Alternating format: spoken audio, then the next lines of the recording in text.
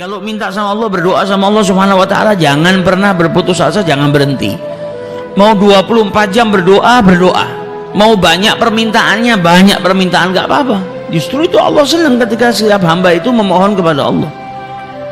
Karena itu perintahnya, ud'uni astajibu lakum, mintalah kepadaku niscaya aku akan mengijabahinya. Minta sama Allah Subhanahu wa taala sebanyak mungkin. Datang bulan Dzulhijjah, ya Rabb, ini hamba-hambamu yang mendapatkan taufik daripadamu, ya Rabb, mereka semua engkau berikan kemudahan untuk menunaikan ibadah haji, maka aku mohon kepadamu, ya Rabb, di tahun yang akan datang, jangan pikirkan tahun depan apa mungkin saya bisa haji. Wong katanya harus antri dulu, jangan pikirkan itunya, jangan suudzon sama Allah, jangan putus asa. Kalau Allah punya mau, semuanya bisa. Ya Rabb, di tahun yang akan datang panggillah saya ke Baitullahil Haram untuk menunaikan ibadah haji. Minta terus, ketuk pintunya Allah Subhanahu wa taala. Hari Jumat perbanyak doa supaya doa kita bisa berbarengan dengan saat-saat di mana diijabahi doanya setiap hamba. Insya Allah kalau kita betul-betul mintanya sama Allah Subhanahu wa taala, diijabahi sama Allah Subhanahu wa taala. Caranya Allah yang atur. Allah yang mengatur caranya. Allah kalau sudah mau mengijabahi doa dan permohonan hambanya ini, caranya luar biasa indahnya. Sering kita dengar kisahnya Imam Ahmad ibn Hanbal. Tiba-tiba bangun tidur, kepingin pergi ke sebuah desa tapi nggak tahu ingin apa ke sana. Ingin pergi ke tempat sebuah kota atau sebuah desa tapi dia nggak tahu alasannya kepingin pergi itu untuk apa. Hanya hatinya saja ingin. Sampai akhirnya beliau berangkat pergi ke desa tersebut. Karena nggak ada tujuan sampai di desa tersebut, dia bingung mau apa. Akhirnya beliau sholat di masjid.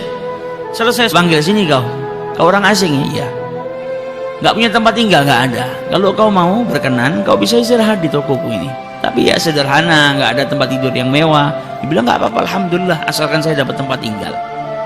Kemudian Imam Ahmad ibn Hanbal ngelihat orang itu sedang mengadon rotinya, sedang bikin roti sambil beristighfar kepada Allah, membaca zikir kepada Allah Subhanahu wa taala. Kata Imam Ahmad ibn Hanbal, ajib, ini orang bikin roti sama baca-baca, sama berzikir. Ditanya sama Imam Ahmad bin Hanbal, sudah berapa lama kau berbuat seperti ini? Sudah lama, sejak lama. Saya selalu istiqomah. Apa yang kau dapatkan dari istiqomahmu ini, berzikir sambil bekerja ini? Kata orang tersebut, yang saya dapatkan, tidak ada satu doa pun yang saya panjatkan kepada Allah kecuali diijabahi. Kaget Imam Ahmad bin Hanbal. Setiap keinginanmu, setiap doamu diijabahi sama Allah, ya. Semua yang saya inginkan diberi sama Allah kecuali satu yang belum. Nah, ini orang muslim tuh harusnya seperti itu. Jangan mengatakan doanya nggak diijabahi, tapi belum diijabahi. Kan Allah bilang apa? Ud'uni astajibu lakum. Kalau nggak baik sama Allah diganti. Jadi bukan nggak diijabahi, tapi diganti sama Allah Subhanahu wa taala dengan yang lebih baik. Maka Imam Ahmad bin Hanbal bertanya, apa yang belum diijabahi sama Allah Subhanahu wa taala? Apa doa yang kau panjatkan yang belum diberi sama Allah? Dia bilang apa? Saya ini sangat cinta kepada Imam Ahmad ibn Hanbal. Saya kepingin ketemu. Sampai detik ini tapi saya belum ditakdirkan oleh Allah Subhanahu wa taala untuk berjumpa dengan seorang ulama besar yang namanya Imam Ahmad ibn Hanbal. Imam Ahmad ibn Hanbal ketika mendengar itu langsung bertakbir. Pantas dari kemarin saya ingin datang ke desa ini tapi nggak tahu tujuannya untuk apa. Nggak tahu kenapa hati ini terdorong ingin pergi ke desa ini. Nggak ada tujuannya. Ternyata hati saya digerakkan oleh Allah hanya karena Allah mau mengijabahi doanya pembuat roti ini. Ini yang berdoa sama Allah dikasih keistimewaan apa? Gak perlu dia pergi jauh-jauh ke kotanya Ahmad ibn Hanbal. Gak perlu dia bersusah payah untuk berjumpa dengan Imam Ahmad ibn Hanbal. Kalau sudah doa seseorang diijabahi sama Allah, Allah punya cara yang istimewa. Imam Ahmad ibn Hanbalnya dikirim ke togonya, ketemu gak pakai susah. Nah, ini doa kalau sudah kita panjatkan diijabahi sama Allah istimewa. Bahkan beberapa tahun yang lalu ada kisah yang luar biasa mirip seperti kisahnya Imam Ahmad ibn Hanbal, yaitu seorang dokter di negara Syria, di negara Syam, namanya Dr. Hisham. Dr. Hisham ini dokter yang ahli di bidang tulang atau saraf. Jadi dia paling istimewa di Jazirah Arab. Setiap orang datang dari luar negeri untuk berobat sama si Dr. Hisham ini. Sampai pada suatu saat Dr. Hisham ini mendapatkan undangan seminar tentang ilmu yang dia dalami. Naik pesawat baru terbang beberapa waktu, ada gangguan cuaca yang buruk mengharuskan pesawat itu turun di bandara terdekat. Maka akhirnya dengan terpaksa pesawat itu mendarat di bandara terdekat. Dia tanya sama yang jaga bandara, ini kapan kira-kira pesawat ini bisa diterbangkan lagi? Mungkin bisa makan waktu 9-10 jam, bisa sampai 12 jam karena cuaca buruk, dan ini bukan bandara komersil yang di situ banyak pesawat mundar-mandir. Rumah yang sudah jelek, sudah rapuh, dia berhenti, dia ketok pintu rumah tersebut, yang buka nenek tua, wanita yang sudah lanjut usia. Ditanya sama Dr. Hisham, apakah kau punya telepon di sini? Saya ingin mengabari tempat saya yang saya tuju itu karena saya saat ini tidak bisa melanjutkan perjalanan. Kata nenek tadi, saya nggak punya telepon, saya ini orang miskin, nggak punya apa-apa.